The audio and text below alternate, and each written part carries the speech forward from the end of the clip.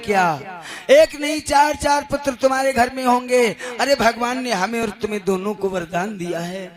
लेकिन दशरथ ने कहा, मन में सोचा, कौशल्य तुम्हें पता नहीं, अब मेरे पुत्र नहीं होगा, मैंने रावण को वचन दे दिया। लेकिन ये बात दशरथ ने फिर अपने हृदय में धारण कर ली, बताना उचित नहीं है। राजन महाराज दशरथ से कौशल्या बोली, महाराज पास में बहुत महात्मा लोग रहते हैं, चले जाओ उनके पास में, अरे एक पुत्र तुम्हें जरूर दे देंगे। राजन अयोध्या के निकट में एक बड़ा सुंदर पावन स्थान पर महाराज याज्ञवल्क्य नाम के एक महात्मा रहते हैं। आज राजा दशरथ ने रथ मचाया, अकेले चल दिए, संतों के पास जा रहे हैं। परीक्षित जी, संतों के पास में जिस समय जाते हैं तो किस तरीके से जाना चाहिए? संत मिलन को जाइए तज माया अभिमान, और ज्यों ज्यों पग आगे धरूं कोटि नैया के समान।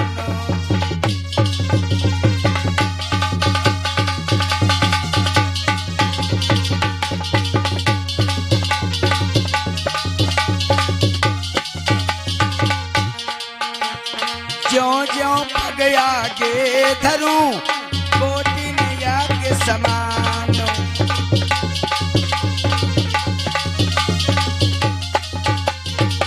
संत मिलने के लिए महाराज दशरथ जिस समय चले तो महाराज जी स्वयं अकेले चले हैं। याज्ञवल्क्य के पास में जाकर के पहुंचे तो दूर से साष्टांग प्रणाम किया महाराज जी ने। याज्ञवल्क्य ने पास में बिठा लिया, आइए कैसे आना हुआ दशरथ? तो आज महाराज दशरथ ने हाथ जोड़े, भगवान हमारे कोई संतान नहीं है। दूसरे महात्मा ने जवाब दो का संतन के घर में संतान बटती है। दशरथ ने जवाब दिया, याद रखो। याज्ञवल्क्य ने जवाब दिया, है बाबा जी, जिसकी राज्य में महात्मा हो और उसकी राज्य प्रफुल्लित ना हो तो इससे पता चलता है प्यारे सज्जनों कि महात्मा लोग तपस्या नहीं कर रहे हैं। इसलिए राजा दशरथ की राज प्रफुल्लित हो ऐसा उपाय किया जाना चाहिए। और जाइए दशरथ, अपने घर लौट जाइए। क्यों? जाकर के एक नारी से, अपनी पत्नी से एक कमंडल जल लेकर के आइएगा और तुम्हें पुत्र की उत्पत्ति हो जाएगी। महाराज दशरथ दशरथ जी घर आए, कौशल्या से कमंडल पानी लिया और जाकर के महाराज उन महात्माओं को दे दिया, नाथ ये कमंडल का जल लीजिएगा। सारे महात्मा लोग बैठे और उस पानी को आमंत्रित करके महाराज दशरथ को दे दिया, जाओ जिस नारी को ये पानी पिला दोगे वो नारी गर्भवती हो जाएगी, लेकिन एक शर्त है। बोलिए।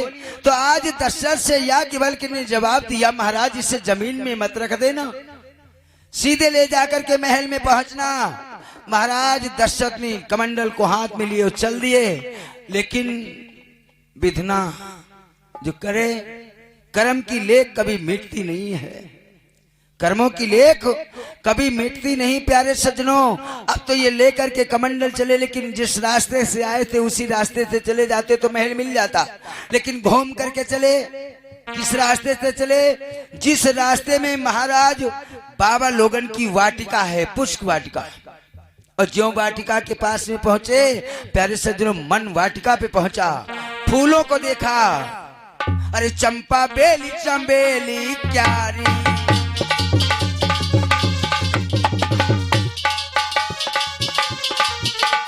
चंपा बेली चंबेली प्यारी, फूल बगिया की सुंदरता न्यारी।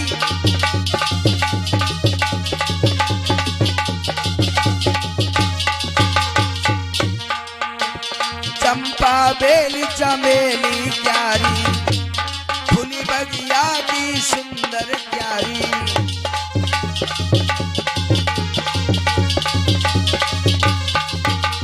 महाराज जी उस बगिया में जैसे महाराज ने देखा तो कहा बहुत सुंदर फूल हैं, चंपा, चमेली, गुलाब, नरगिस इत्यादि रात रानी के फूलों को जब देखा तो मन डगमग हो गया। मन में सोचने लगे, बाबा जी ने मना किया था पृथ्वी पर पानी नहीं रखूंगा, पास में आम को पेड़ खड़ा डाली में टांग दिया, पृथ्वी पर रोका था, डाली में टांग देता हूँ और महाराज तब तक मैं फूलों को देख लेता हूँ। तो आगे बढ़े महाराज दशरथ ने, एक गुलाब को फूल तोड़ो, हाथ में लाओ, याद आएगी कमल की फूल, एक कमल याद रखो, अब मैंने जल ले लिया है, मेरी पत्नी के पुत्र होगा तब मैं तुझे तोड़ूंगा। धीरे धीरे देख रहे हैं फूलों को राजन। हाय उसी समय हुआ क्या, राजा दशरथ तो फूल देख रहे हैं, जल ले न पति धरनी धरी दयाऊ,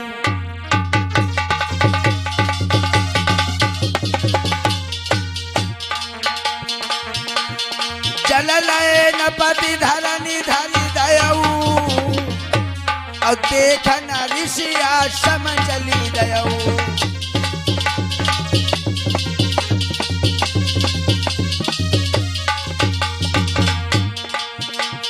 देखत फिर ही मुनि न फुलवारी, अपनी बात सब विधियां बिगाड़ी।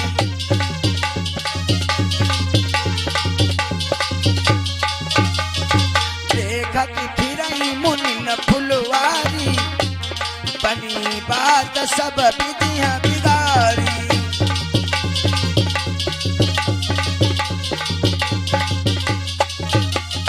महाराज दशरथ जी तो अब तो फूल बगिया देख रहे हैं, कमंडल डाली में टंगा है, लेकिन भगवान को मंजूर नहीं है। उस महात्माओं के पास में एक लड़की रहती है, लड़की एक रहे ती वहां सबिना जिसका नाम,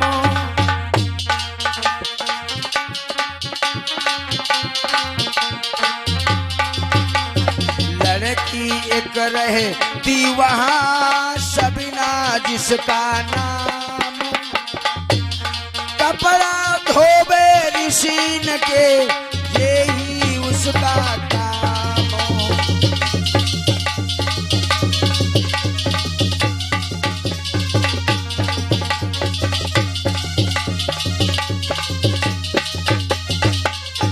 जवाब दिया महाराज, एक लड़की रह रही है केवटों की, जो नाव चलाने वाले हैं, नाम क्या है, सबिना। माता पिता दोनों खत्म हो गए, संतों के पास में रह रही है महाराज, अनाथ है। संतन के यहाँ लकड़ियां तोड़ करके लाती, जल भर करके लाती, महात्मा लोग उनको भोजन बनाती, यही इसका काम है। जंगल में सुबह लकड़ियां तोड़ने जाना और शाम को लौट आना। जंगल में सबिना लकड़ी तोड़ रही, लेकिन राजन प्यास लगी है सबिना को। मन में विचार करने लगी, इस जंगल में पानी कहाँ मिलेगा। लकड़ियों का गट्ठर सर पे रखा, जब तक गुरुजी के आश्रम में पहुंचूंगी बहुत दूर हो जाएगी। मेरी समझ में आता है कोई न कोई महात्मा फूल बगिया में जरूर आया होगा, तो चलो पहले फूल बगिया से होते चलती हूँ। महाराज ज्यों रास्ते में बदली तो सबिना की नजर पानी पर पड़ी है, घूम रही है पानी की तलाश में। हाय नजर पड़ गई, सामने कमंडल टंगा है, देखा भर जला, अरे देखा भर जला कमंडल में उस सबिना दीन बिचारी।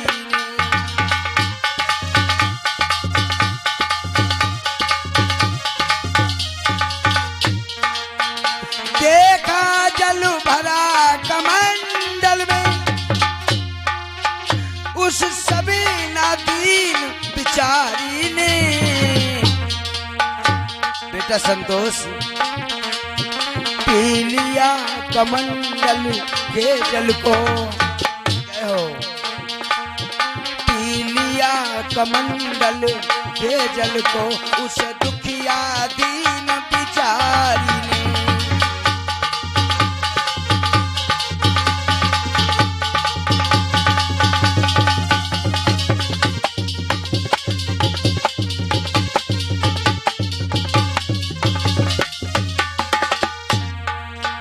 देखा जल भरा कमंडल में, देखा जल भरा कमंडल में उस सबिना दीन बिचारी ने, उस सबिना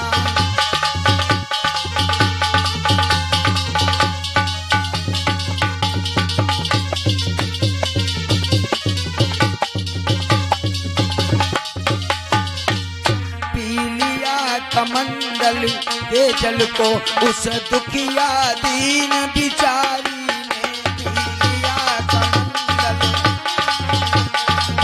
जय हो।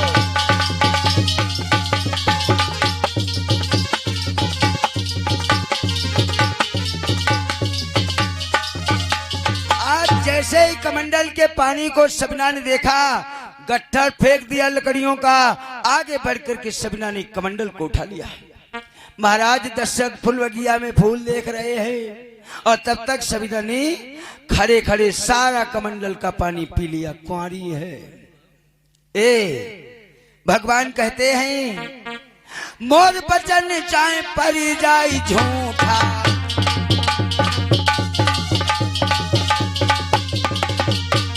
मोर बचन चाहे परी जाई झूठा, और शांत बचन पाथर गए मीठा।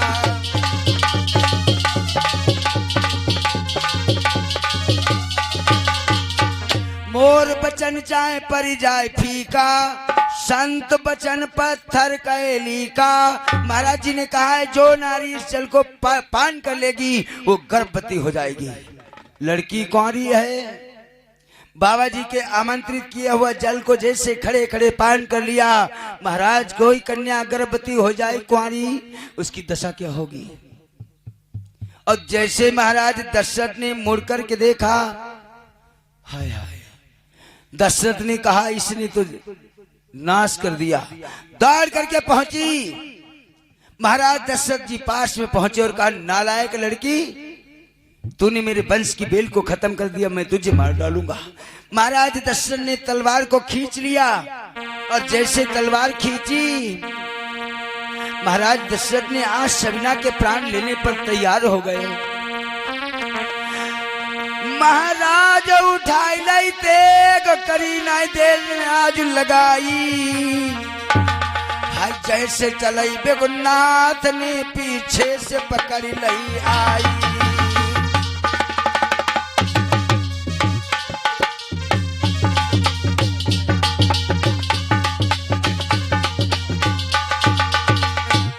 महाराज दशरथ ने जो तलवार चलाना चाहा, पीछे से याज्ञवल्क्य ने पकड़ लिया। दशरथ ये क्या कर रहे हो? महाराज माफ कीजिए, आपने जो जल दिया इस लड़की ने पान कर लिया, इसने मेरे वंश की जड़ को उखाड़ दिया, मैं जिंदा नहीं छोड़ूंगा। बाबा जी बोले नालायक दशरथ, बोले बाबा वो दशरथ क्या मति भंग बनी आई है, मैंने पहले समझाया था फिर क्यों यहाँ ठहराया था।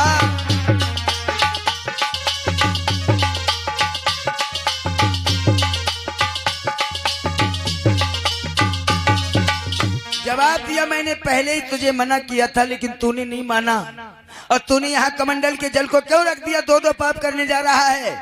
एक तो तूने कुंवारी कन्या को गर्भवती बना दिया,